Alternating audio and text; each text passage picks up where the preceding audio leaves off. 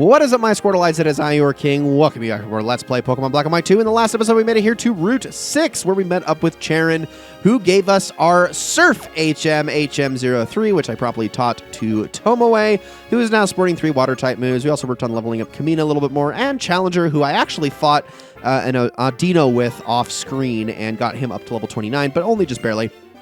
This guy's going to talk about Chargestone Cave and Pharaoh Seed and whatnot, but I'm going to head on in here because...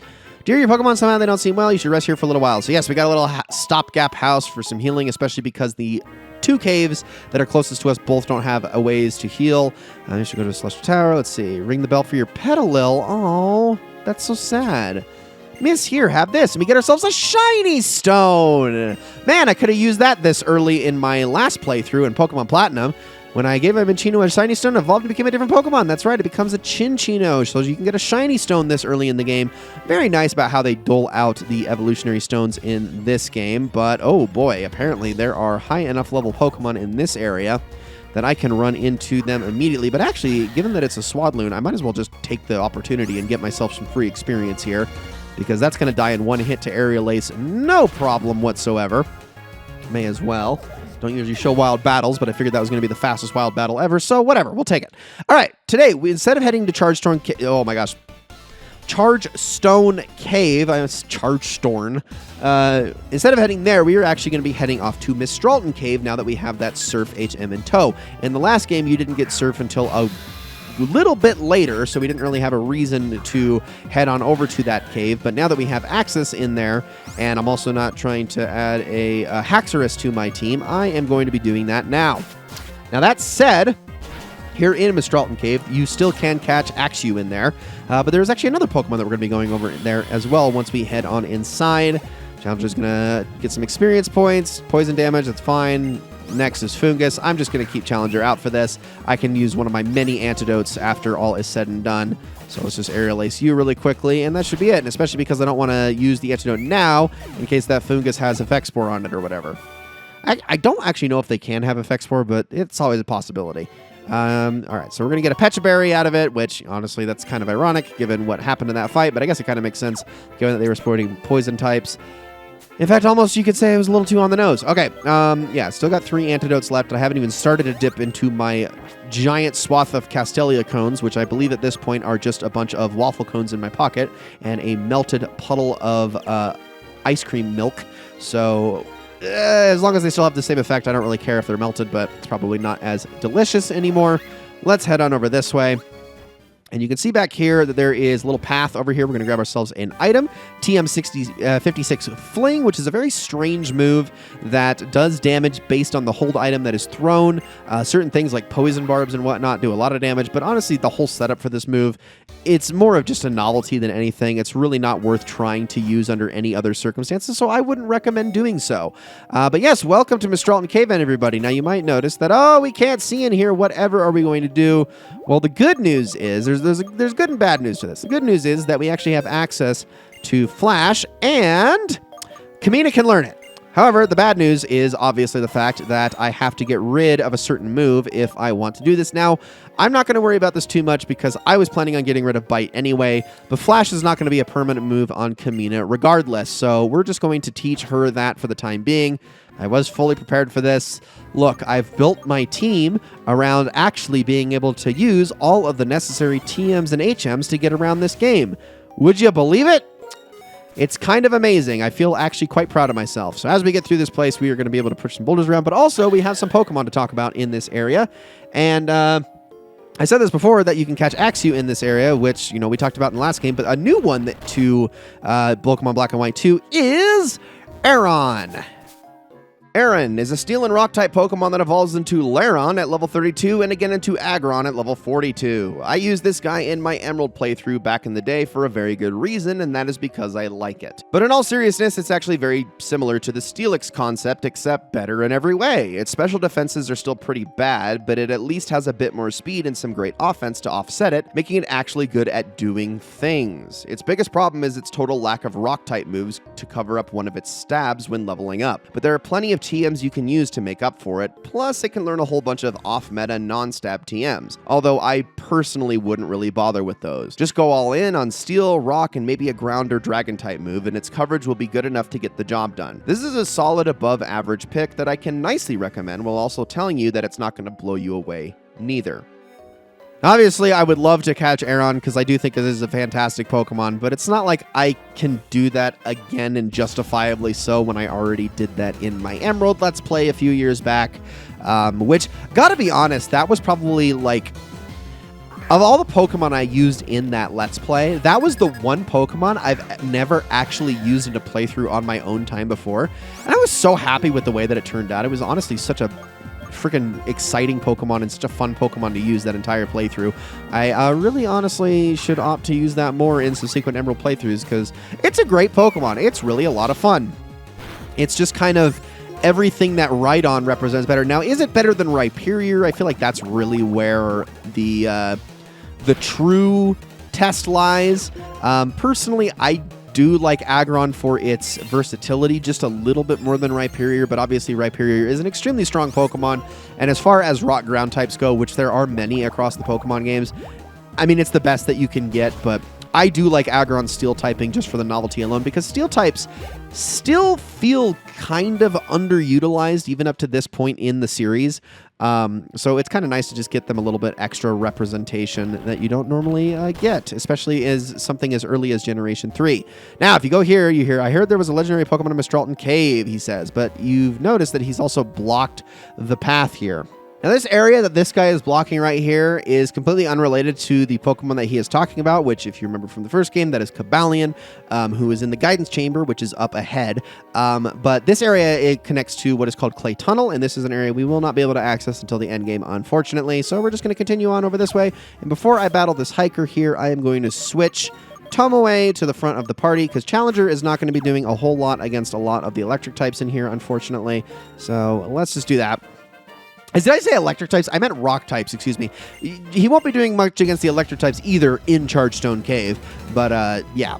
Challenger is going to be falling behind just by a little bit. That's okay, though, because he's still so strong. I don't really worry about that too much. If he decides to lag behind and levels just a little bit, at some point we can always... He's probably going to actually end up being the one Pokemon in my team that never rotates out. I'm not going to be too keen on rotating out any of my HM Pokemon all that much, unless it's one of the more superfluous HMs, but given the fact that I have 3 on Challenger, he's going to be kind of important to the team at most times. And then probably Tomoe. Tomoe will probably be the other permanent fixture. It'll be the rest, I think, that are going to rotate out from time to time, so... Yeah, there we go. Beat Hiker Jebediah. Not bad. I got to level 31. Let's push this boulder in, so now we can head on over this way. I know there's a hidden item over here that my dowsing machine is screaming to me about, but screaming at me about. We're going to head over here and grab it anyway, which is this one right here. We get a Super Repel, which is good because I'm actually getting kind of low on those, given how much I've messed around with them. Now, we can head into the second floor here in a second, but I want to grab this item first, which is a Dusk Ball. This raises the catch rate of Pokemon at night or in caves. Very, very good Pokeball that is used in a lot of applicable situations because the catch rate increase is kind of insane. We're going to use another one there, but I am going to run into this Dust Cloud, and no! I swear these are Pokemon way too often. I really want them to be...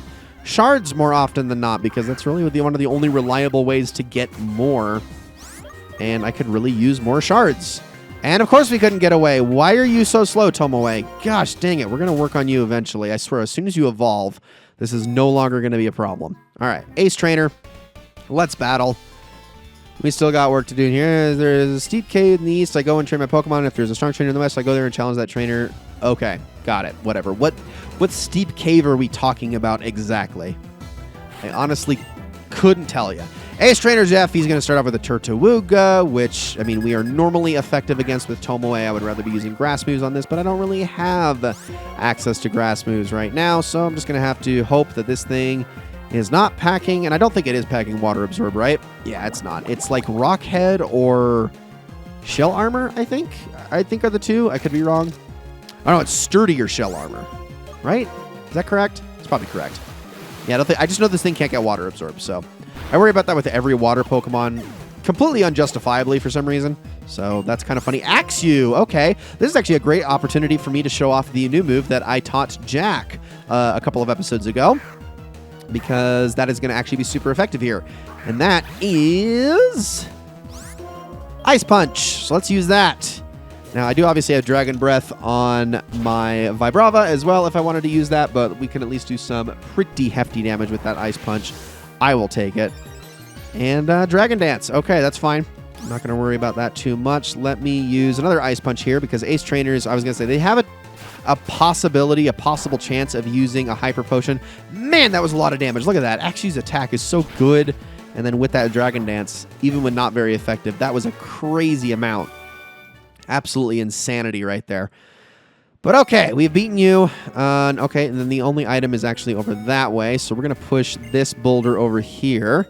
I don't think this rock down here has a hidden item, because I think it would be prioritizing it. Yeah, it would. So there's nothing there. We're fine. Let's see. We've got an item over here. Okay, this rock has something. We got a green shard. Thank you very much. No other items in this particular area. Oh, hold on. No, come on. Okay, let's keep going. I'm going to head on over here now and just go and grab this item, which is a Hyper Potion. Definitely we'll take more of those. Those are going to become in handy a little bit more later on. Please be a shard. Thank you. Oh, Ice Gem, actually. Okay, less useful to me, but it's better than a fight, I guess.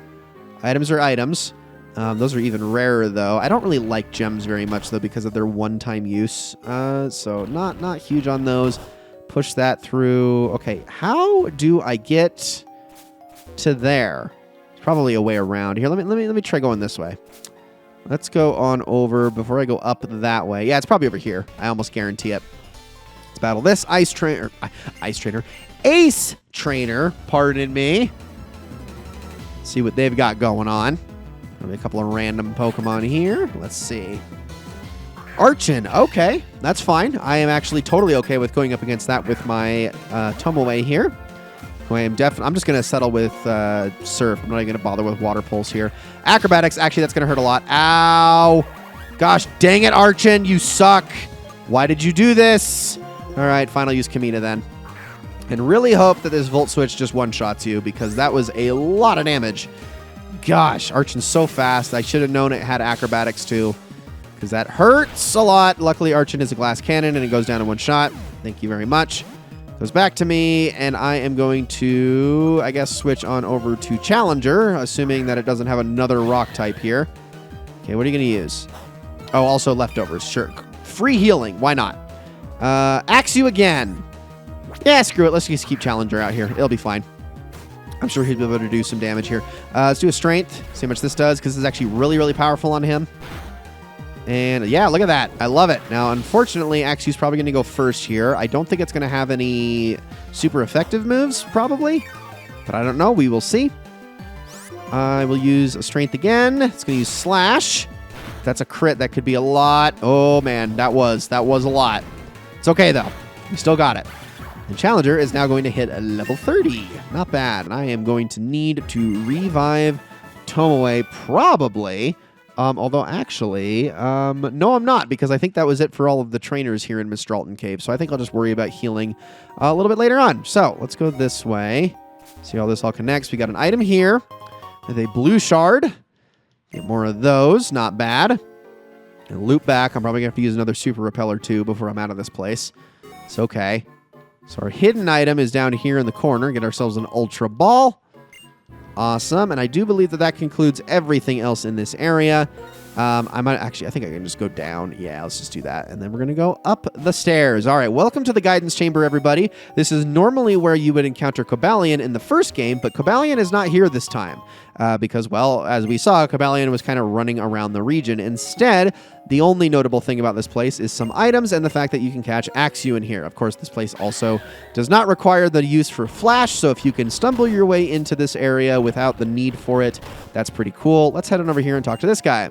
Been searching for the legendary Pokemon Cobalion for decades. I wonder if it still hates humans, or maybe it looks at this world where Pokemon and people coexist and has thoughts about it. Or maybe there was a trainer in the last game that happened to convince it of something. I don't know. That's always a possibility. We got a Dragon Gem here, and like I said, this is where you would normally encounter Cobalion, but obviously Cobalion is not here. So we're just going to continue making our way through this place and seeing what items we can grab, and hopefully grabbing everything before the super repel wears off. And I am absolutely going to use my escape rope in this area too, because I don't want to go back out the long way. So there we go. Grab that. And another one over here. I wasn't missing any items, was I? I don't think so, but we got ourselves TM80 Rock Slide, which is an extremely powerful move. And gosh dang it, that dust cloud popped up right in front of me. Luckily, I was able to get away. Okay, a couple things. Let me just check this top area one more time to make sure I'm not missing anything at all. Check that as well. Dark gem. Okay, not what I wanted, but whatever. I was hoping it was a shard. All right, let's use one of my escape ropes because I was able to get a number of them a few episodes ago, which these are these actually down here? They might actually be down here. Let's see. Oh, there they are. Okay, yeah. I have 3 escape ropes. Okay, I'm going to use that now. This is going to take us back out to the entrance of the cave. And we still have a couple of things left to get here on Route 6, namely that item down there that I really, really want to get. Although I'm not 100% sure if I can actually access that right now. So I'm going to try to go and get that. But then I will heal Tomoe between episodes. Can I go? No, I can't go. I have to go the long way. Gosh dang it. I think I'm going to heal Tomoe between episodes, and then we'll worry about going into Chargestone Cave in the next episode. I think that's a fair plan. Use one more there. Probably our last super repel, if not one of our last super repels. It's probably only have like 1 or 2 left. Grab that item there. We get a PP up, and I do believe there was also something I could get in the dowsing machine, like right here. Yep, right there. Okay, we're gonna grab ourselves a big mushroom. Again, take it back to the lady in the trailer. Buy the Driftveil drawbridge for double the monies. But ladies and gentlemen, that is going to be it for this episode of Let's Play Pokemon Black and White 2. Thank you all so very much for watching. In the next episode, we are going to be heading off to Chargestone Cave, where we're going to be hopefully doing battle with a whole bunch of trainers along the way, grabbing ourselves a whole bunch of items along the way, and probably the thing that I am the most excited for is to get a certain held item in there, as well as, well, I think a TM in there, but I actually could be wrong about that. I don't know. We will find out. For now, though, that's going to be it for this one. Thank you all so much for watching, and I will see you all in the next one.